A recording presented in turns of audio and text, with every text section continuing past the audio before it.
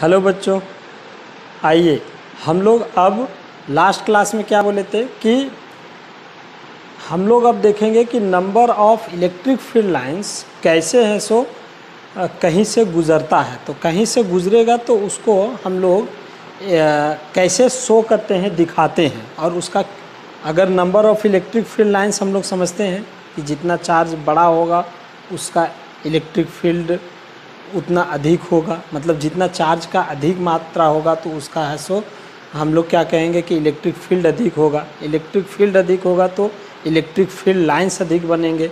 Electric field lines बनेंगे तो कहाँ से बनते हैं, ज़रा गौर से देखिए। तो अगर पॉजिटिव चार्ज है तो हम लोग कैसे दिखाते हैं, इस प्रकार से ऐसे दिखाते थे। कहाँ पर दिखाते हैं आप लोग सोचिए, जब तक हम बना रहे हैं तब तक आपको सोचना है कि ये इस प्रकार से दिखाते, तो ये कहाँ पर दिखा रहे हैं, कहेंगे कहाँ पर दिखा रहे हैं। ये अगर निगेटिव चार्ज है तब हम लोग इस प्रकार से खींचते हैं, तो ये इसको क्या कहते हैं, तो इसको इलेक्ट्रिक फील्ड में इलेक्ट्रिक फील्ड लाइंस को है सो इस प्रकार से क्या ड्रॉ करते हैं, यानी फील्ड में फील्ड लाइंस को ड्रॉ करते हैं। इसका मतलब क्या हुआ कि इतना फील्ड लाइंस में अगर गौर से देखिए, ये यहाँ से क्रॉस कर रहा है, ये यहाँ से जा रहा है, ये यहाँ से जा रहा है, ये यहाँ से जा रहा है, ये यहाँ से जा रहा है, तो ये यहाँ से कैसे जा रहा है, तो ये यहाँ से इलेक्ट्रिक फील्ड लाइंस यह कैसे जा रहा है सो देखना है।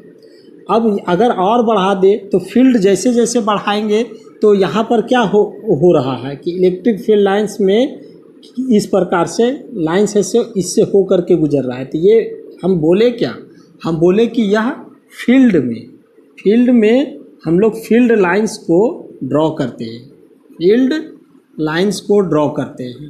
तो इसको क्या बोला जाता है कि किसी सरफेस से हो करके जो फील्ड लाइंस जाते हैं उसको क्या बोलते हैं, तो उसको कहते हैं इलेक्ट्रिक फ्लक्स। इलेक्ट्रिक फ्लक्स कहा जाता है उसे, इलेक्ट्रिक फ्लक्स। इलेक्ट्रिक फ्लक्स को यहाँ फाई और ई से इंडिकेट किया जाता है बच्चों। किस चीज़ से, फाई और ई। इसका अब हम यहाँ पर जो बोल रहे थे वह क्या बोल रहे थे, वह कहाँ पर हम लोग ड्रॉ कर रहे हैं, तो वहाँ हम लोग हैं सो एक फील्ड में। फील्ड क्या होता है, फील्ड का मतलब जनरल तौर पर क्षेत्र समझते हैं। क्षेत्र का मतलब क्या समझते हैं, क्षेत्र का मतलब एरिया। तो हाँ, अगर हम यहाँ पर देखें कि एक इस प्रकार से बात करें कि यह एरिया, अब क्या इसका कोई एक डायरेक्शन है, यह जो जा रहे हैं वह उसका कोई डायरेक्शन है, हाँ, तो वह डायरेक्शन कहाँ पर है, तो वह जो डायरेक्शन है वह फील्ड पर है सो डायरेक्शन को खींच रहे हैं। इसीलिए एरिया को इस जगह पर एरिया वेक्टर के रूप में रिप्रेजेंट करते हैं। मैंने क्या बोला, एरिया को एरिया वेक्टर के रूप में रिप्रेजेंट करते हैं, ठीक है। एरिया को एरिया वेक्टर के रूप में, एरिया ऑलरेडी क्या चीज़ है, एक स्केलर क्वांटिटी है, लेकिन कहीं कहीं हम लोग है सो एरिया को वेक्टर के रूप में भी रिप्रेजेंट करते हैं। जैसे हाइड्रोडायनेमिक्स में जैसे अगर कोई एक नल से इधर से पानी को भेजे, अगर एक कोई इस प्रकार से नल है, नल का यह सरफेस होगा और यह सरफेस होगा, यहाँ से जो हम लोग इस प्रकार से लाइंस को इस प्रकार से रूप में दिखा रहे हैं कि ऐसे जो भेजेंगे वही इससे हो करके आगे निकलेगा इस प्रकार से। तो वह किससे हो करके निकलता है, यह एरिया से हो करके। यह किससे हो करके जा रहा है, यह एरिया से हो करके। वह किस में गया, तो वह पाइप में गया। तो पाइप क्या है, पाइप, यहाँ पाइप में जो पूरा पानी निकालेंगे, वाटर निकालेंगे कि कितना गया, उसको हम लोग बोल देंगे पाइप जो है वो कहेंगे वॉल्यूम, यानी कह देंगे क्या वॉल्यूम में भी ये लाइंस दिखता है क्या, नहीं, लेकिन यहाँ पर दिखेगा नहीं, क्यों, क्लोज सरफेस इसीलिए नहीं, लेकिन अंदर में नहीं दिखेगा। लेकिन जो बाहर से निकालेंगे ऐसे करके होल दिखा देंगे तो यह क्या दिखेगा, यहाँ पर अगर होल दिखा दे तो यह दिखेगा ना कि यहाँ से है सो इतना नंबर ऑफ लाइंस गया और इतना, या कोई एक झरना है तो यहाँ से क्या होगा कि ये है सो पानी है सो यहाँ से इतना निकला, एक लाइन निकल रहा है, 2 लाइन, 3 लाइन, 4 लाइन, 5 लाइन। तो हाँ, यहाँ ध्यान रखिएगा कि जो बताने जा रहे हैं वह क्या है। यहाँ पर कोई भी एरिया हो, कोई भी एरिया जो रहेगा वो 2 डायमेंशनल होगा। कोई भी एरिया जो है वह 2 डायमेंशनल होगा। एरिया, चूँकि एरिया में क्या क्या एरिया आप जानते हैं। एरिया जैसे आप लोग नीचे क्लास में पढ़े हैं कि एक स्क्वायर का एरिया कैसे निकलता है, एक हम लोग है सो इस प्रकार से ट्रायंगल का एरिया कैसे निकलता है, ये नीचे क्लास में आप जानते हैं। और 2D शेप क्या है, ये इस प्रकार से, या तो हम लोग अगर गोल में देख ले तो सर्कल, इस प्रकार से। तो यह एरिया है, यह क्या है, एरिया। यह भी एरिया है, यह भी क्या है, यह भी एरिया। ऐसे करके निकालेंगे कि ये 2D है, सब ये स्क्वायर हुआ, यह है सो आपका रेक्टेंगल, और यह है सो आपका सर्कल हुआ।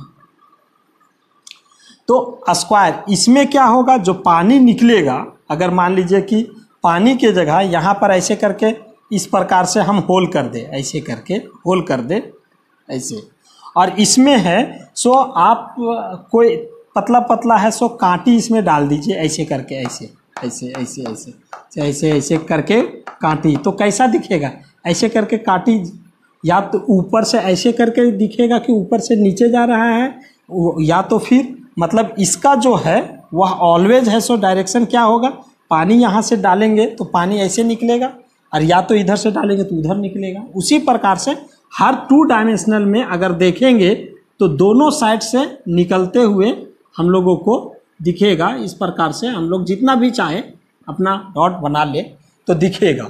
अब उसको मैथमेटिकली है सो वो ऑलवेज है सो क्या दिखाते हैं, ऐसे करके कि यह आउटवर्ड की ओर जाता है, यह क्या आउटवर्ड की ओर जाता है।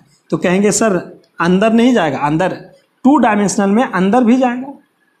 एक छोर से दिखेगा कि अपवर्ड है और दूसरा डाउनवर्ड, तो डायरेक्शन 2 डायमेंशनल में है सो डायरेक्शन क्या है, 2 साइड दिखाते हैं। लेकिन यही जब 3D हो जाए, 3D किस में हम लोग देखेंगे, हम लोग अगर देखें कि 3D फिगर है, 3D फिगर में कौन कौन, सबसे पहले हम लोग जानते हैं क्यूब।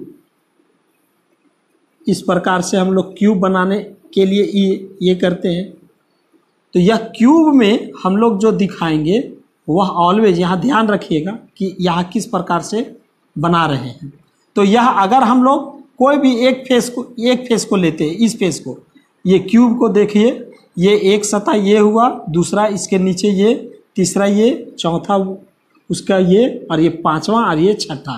तो अगर हम किसी को लेंगे इस प्रकार से तो यहाँ से पानी अंदर, यहाँ अंदर नहीं, यहाँ ऑलवेज आउटवर्ड दिखाएंगे, ऐसे करके आउटवर्ड, कि इसका डायरेक्शन क्या होगा, आउटवर्ड। और जो डायरेक्शन दिखाते हैं आउटवर्ड वह ऑलवेज वन इस पर क्या होगा, नॉर्मल होगा।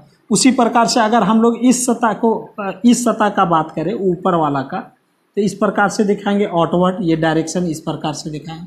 अगर हम लोग इस सतह का बात करें, इस सतह का, तो इसको हम लोग क्या दिखाएंगे, ये आउटवर्ड डायरेक्शन। यहाँ पर अगर हम लोग ऊपर वाला का फेस इस तरह से, या अंदर वाला, ये अंदर वाला का बात करें, तो यहाँ हम लोग है सो इसको क्या दिखा सकते हैं, वो अंदर वाला का होगा क्या, आउटवर्ड क्या होगा, नीचे की ओर ऐसे दिखाएंगे। मतलब अगर कोई इस प्रकार से है, ऐसे ऐसे और ऐसे, तो ऐसे वाला का डायरेक्शन इधर होगा, इस फेस का डायरेक्शन आउटवर्ड इधर होगा, इधर वाला की इधर। और जब ई है तो यह क्या, यहाँ क्या होगा, ऊपर वाला का डायरेक्शन ऊपर होगा, नीचे वाला का डायरेक्शन नीचे होगा। और इस साइड बोले तो इस साइड वाला का डायरेक्शन आउटवर्ड उधर होगा, और इस साइड वाला का इधर होगा।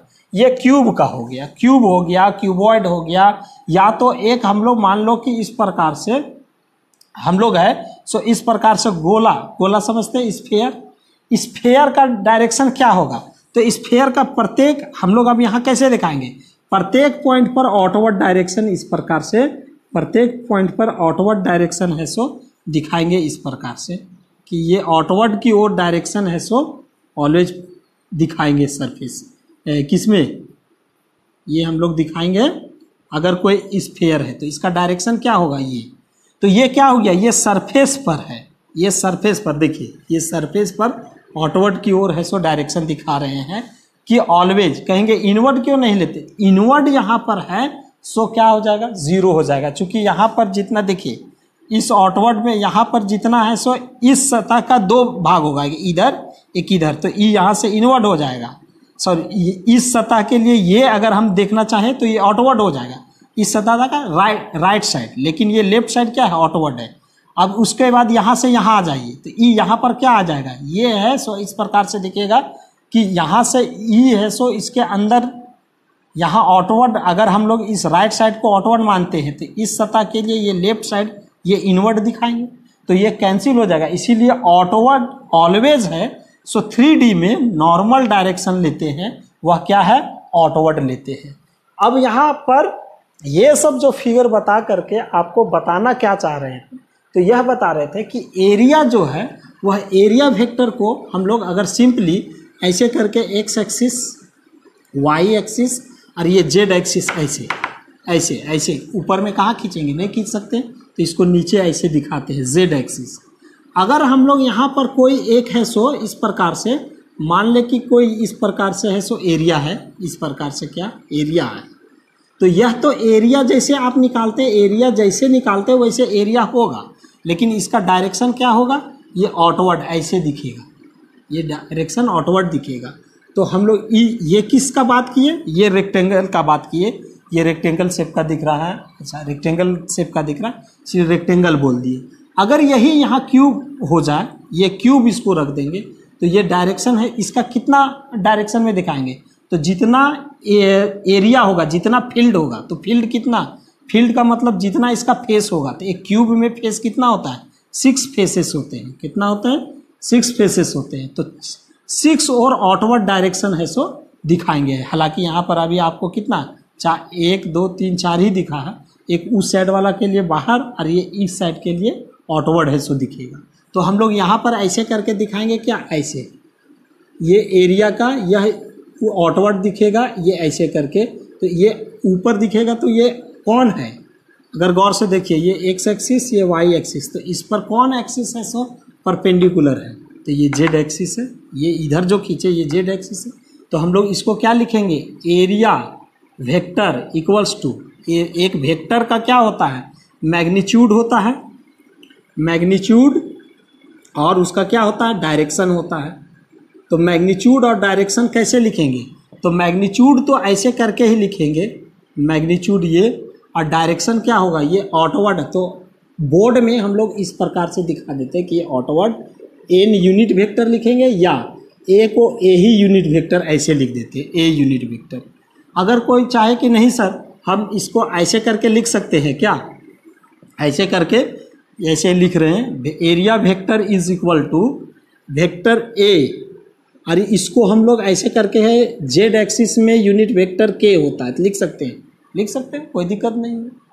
अगर यही ये 4 एक यहाँ पर है, सो एक क्यूब के फेस के लिए हम ऐसे बात कर रहे हैं, क्यूब के फेस के लिए, लेकिन यही चीज़ अगर यहाँ पर है, सो हम बोल दे कि नहीं ये है सो रेक्टेंगल है, तो रेक्टेंगल के लिए ए के आउटवर्ड के लिए, और फिर यहाँ पर इनवर्ड के लिए ए माइनस के अंदर के लिए, एक ये ऊपर होगा जेड एक्सिस के, और इधर अंदर उसका होगा जेड डैश एक्सिस, तो उसके लिए क्या लिखेंगे, माइनस के। मतलब ये दोनों जो है वो सही है, किसके लिए, फॉर ए रेक्टेंगल, एक रेक्टेंगल के लिए, मतलब 2D के लिए, यहाँ 2D लिख दीजिए, और ये 3D के लिए। मतलब हम क्या बतला रहे हैं कि 3D के लिए केवल एक है सो यूनिट वेक्टर लेते हैं, और यूनिट वेक्टर क्या होता है, वह ऑलवेज होता है, और वही है सो हम लोगों को क्या बताता है, वह एरिया वेक्टर का डायरेक्शन को बताता है।